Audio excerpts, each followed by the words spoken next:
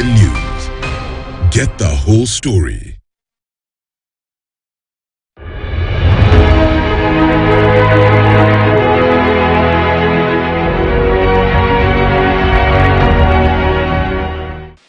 Welcome to the History Makers, the show that brings you the top artists, top acts, top musicians, top entertainers, and any influential person who is doing great things for our country and across the continent. Today we are hosting one of the most celebrated musicians, the lady who is winning souls for Christ, who is singing great music and has been there for us and interceding for some of you. Welcome, Madam. Thank you so much. Masika. Thank you so much, Charles. Yay. Karibu. Asante. Karibu sana. You look very different. I know. I get that all the time. Yeah. That you look better in person. Yes. You know, that sort of thing. But you look, actually, I thought you are, on screen you're bigger. Yeah. But more beautiful in person. Thank you. But people keep saying the same thing, I'm sure, about you, that you look bigger on screen and then in person. Yes. No, me, I'm just okay, fine. a small guy. Perhaps they don't think you need that. So tell me, your musical journey has been great. Yeah, it has been great. I love your music, by the way. Thank you. I love your music. I listen to your music and I find that you are a class above most of what gospel musicians are doing. Thank you so much, Charles. Thanks for saying that. Yeah, my journey has been awesome. Started off early. We were talking about televisions when we had, televisions. By the way, you must have had television because your mother, Dr. Agnes. Yeah, she's Luo. She's Luo? Yeah, so I was thinking when you were saying Luo stuff, I'm like, yeah, we were always ahead. She's still ahead in technology. Even right now, she's the one who tells me, I need to get this in my house. Yes. She's always ahead. And she was great. Tell me, growing up in a family of a bishop father, a mother who is a presenter, KBC Joy Bringers, Sing and Shine, when gospel was, we would say it was worship and all that. Yeah. How did you get all that? I think I took both. Because my daddy was a preacher, my mom a singer. Yeah. Of course, as I get older is when I'm realizing, hey, preaching is my thing. And so singing is what I started with. Yes. And I'm grateful I started with singing because at least you know me. Yes. So if I come to say about Jesus, you know me. You know what I'm talking about. Yeah. But I feel music has really been the one thing that we as a family embraced and of course under the leadership of my dad, because I think every gift needs leadership. Yes. So we had awesome leadership. We were forced to practice sometimes because discipline is not easy for children. Yes. So yeah, that was our environment, always going for a mission somewhere, always practicing, doing our homework and school, and then ministry, lots of ministry, because every weekend we were going for a mission somewhere to go and preach the gospel. We didn't start with churches at first. We started with missions. Yes. And so we were going into the world. So I was quite traveled by the time I was 18. Because when I listen to other people, I'm like, hiya, umjenda uko? So where were you guys heading to? We would go places, Kakamega, Yes. Voi, for a whole week mission. Yeah. Different schools, institutions. Of course, now that affords you places to travel. Yes. And so, yeah, that's one of the things I think that comes with the music and evangelism. So you're saying, I didn't know, but actually your mother comes from Nyanza, part of the region. I thought she comes from Ukambani. Okay. But can you speak Luo? No, I don't speak Luo. I speak Kamba. For all those people asking me, why Muluya? No, I'm Kamba and Luo. But I speak Kamba. You speak Kamba? Yeah, because we lived in Ukambani for a long time. Yes. She also grew up in Athi River. Yeah. And her mom was Kamba and her dad was Luo. So there's been that mix. So she's got it all. Around Ukambani, at the river there's a lot. My friend Frasha, same WhatsApp group like you. The father is Luo, mother is Kamba, same. Around the river area. But anyway, so when your mother was singing, what did you pick from that singing? At the time I didn't pick. Yes. Of course, later is when you realize you've picked. Yes. Because we were just doing it as, let's do as this. Yeah, just as a by the way. Yeah. But I think what I think I picked was the prayer life that she had. Because she would go, to prayer mountains to pray, and I'd join in. It was hard for me, but I feel like those were the things that were my foundation that have helped me to stay also sober, to some extent in music. And so I think I picked her love for God and her commitment to the things of God. Not, there's a way you can say it and you act different. For my parents, I think they say what they live. And I think that's how we've been able to pick it up as kids and carry forth. So when she was in Joy Bringers and she was in Sing and Shine, did you ever sing at the studio with her? Oh, yeah. We would come from Machakos to studio. Yes. It was always a great experience, very tiring though for me, Yes. because we would stay the whole day in the studio. But it was interesting watching all the musicians. At the time, we admired Esther Wahome because she was beautiful. So yeah, the rest were like, oh Lord. But of course, that was when we were kids. But we admired beautiful people like Esther Wahome. I think she was the only beautiful person I was looking out for, among others who stopped singing along the way.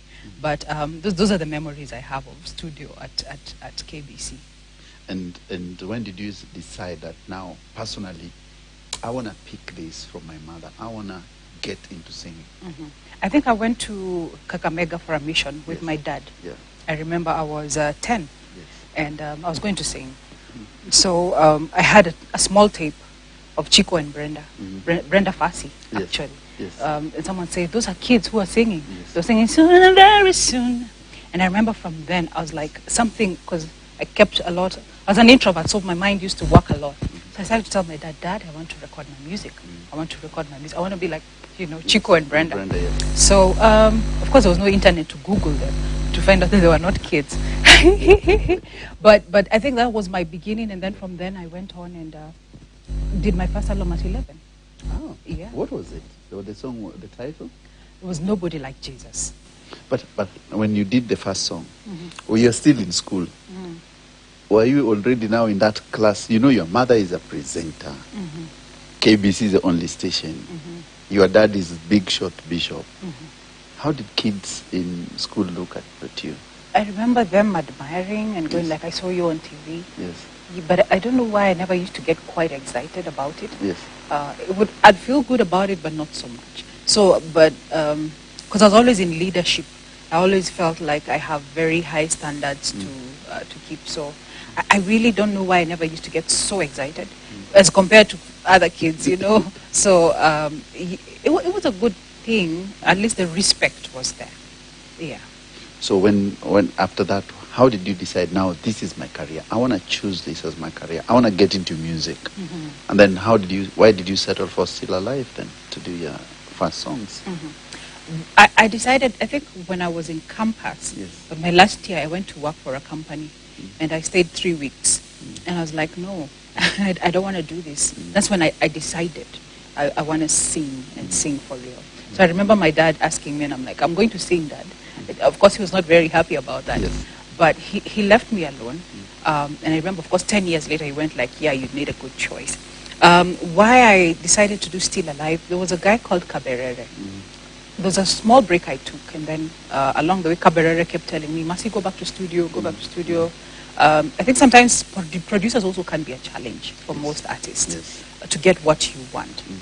So when Kaberere passed on, I was like, wow, okay. I really... Because we were age mates, same age, age group. So that's when I woke up and said, let me go to studio.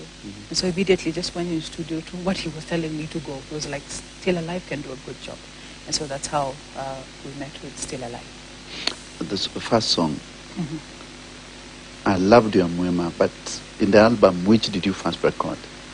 The one which has Mwema, which has Nitokeze, Nikupendeze, which has, there are like 7 songs in the album. They're all fantastic. Vocally, well done. I think we started Production. with Mwema, because that's the first song I did with Tim. Yes. So then Mwema, Nikupendeze, the rest followed. Yes. Yeah. So how was the process of putting this album together? I've done many albums after that, many singles after that. So one thing I realized is after you're done with something, it's like you forget sometimes. Yes. Because the joy, the process is not as enjoyable as the results. Yes. So it's like how you talk about children. After you've given birth, you kind of forget about that because there's this joy of reaching more people. There's this joy of now the new baby. But the process for me is never easy. Because sometimes I come out of studio, I'm a bit, disappointed. I didn't even want Mwema to be released, Right. because I felt it was not perfect.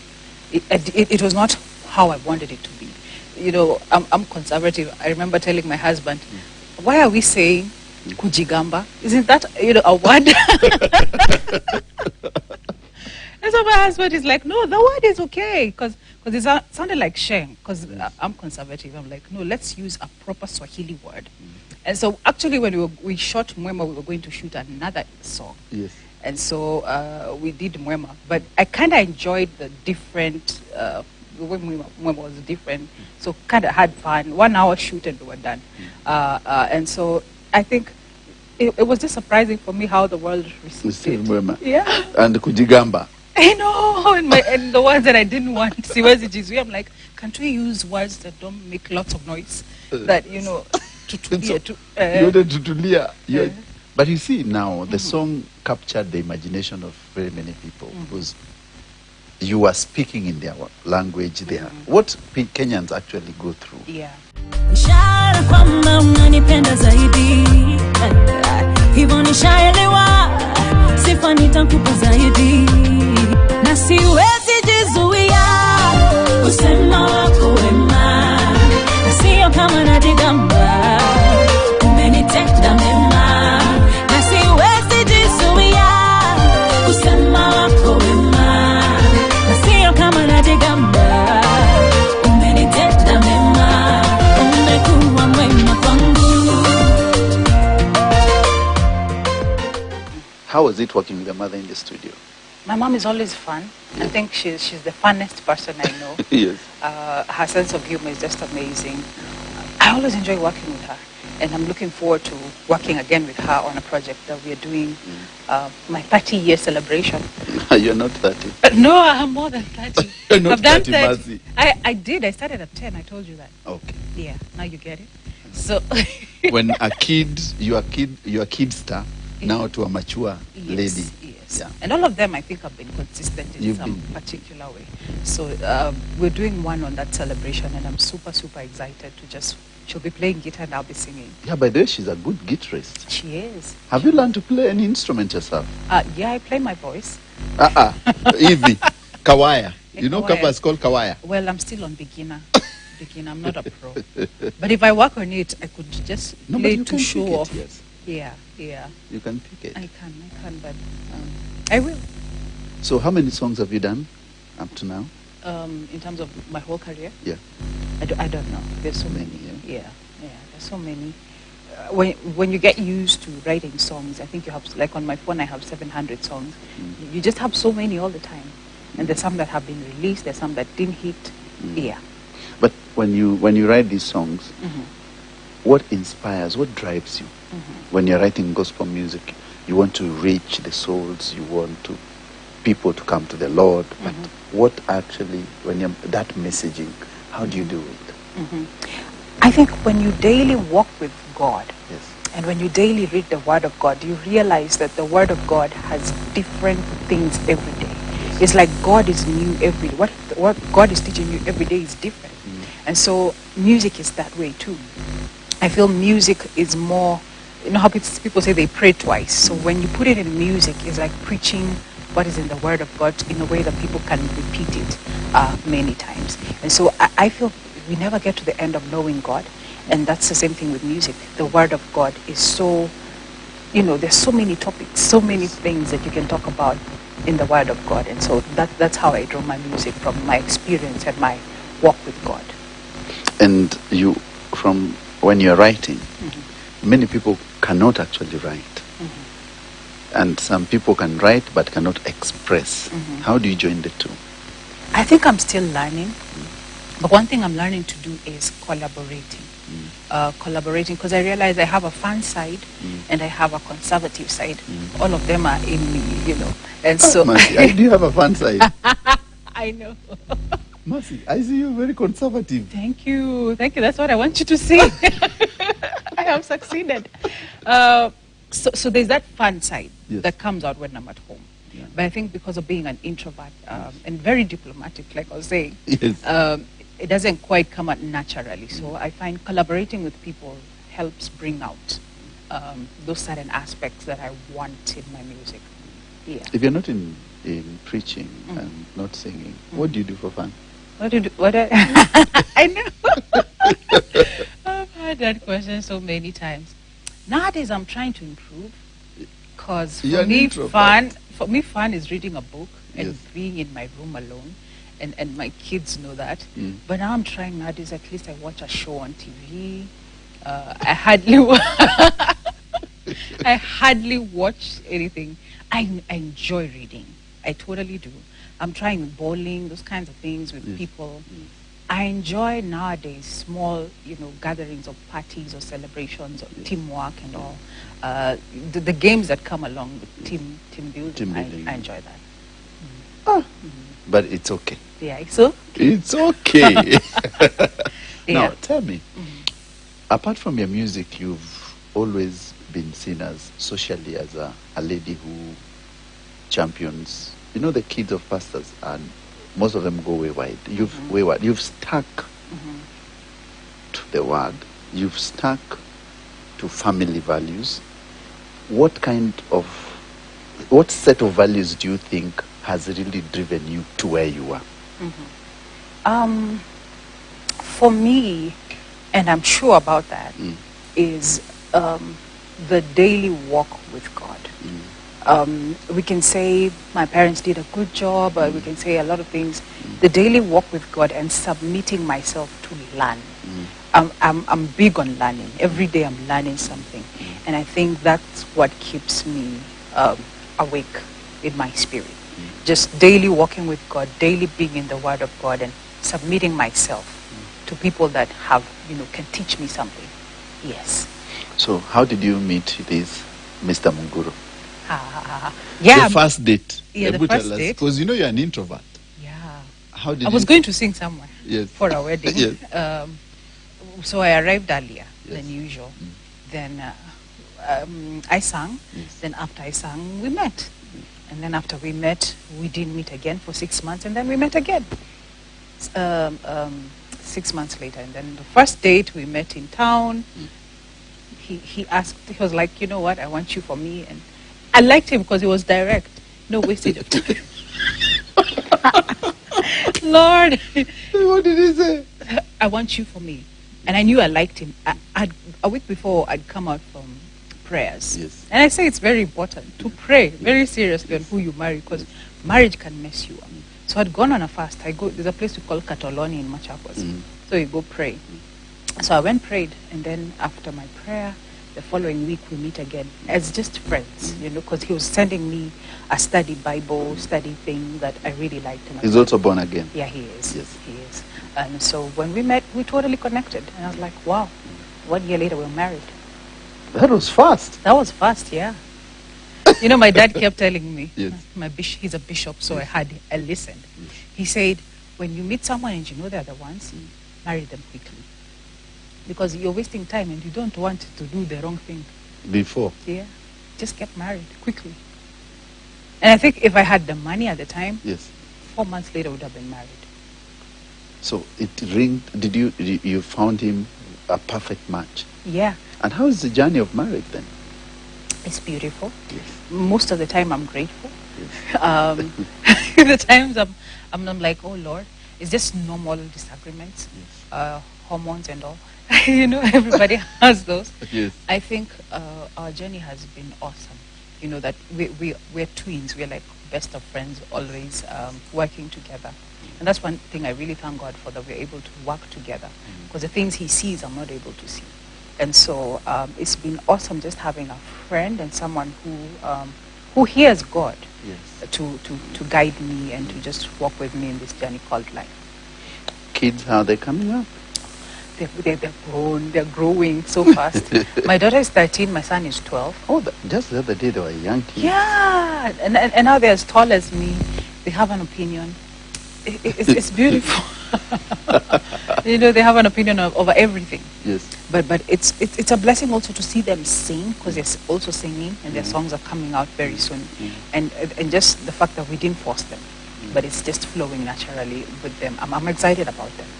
So do you want them, will they record soon? They have recorded. The albums? Yeah. Singles first. Yeah. We'll just keep doing singles because, yeah. It's easy actually. Yeah, With the nowadays market, it's, remember it's we used to easier. sell tapes. Now I think it's 1-1. It's 1-1. Yeah. Yeah, and the social media and the and the boom plays are doing a good job by selling individual singles. So that's there's a time you had a very bad accident. What did it teach you, Mercy? I think it taught me that God always protects. Let me get spooky and tell you, 3 days before the accident, I don't know who this is for.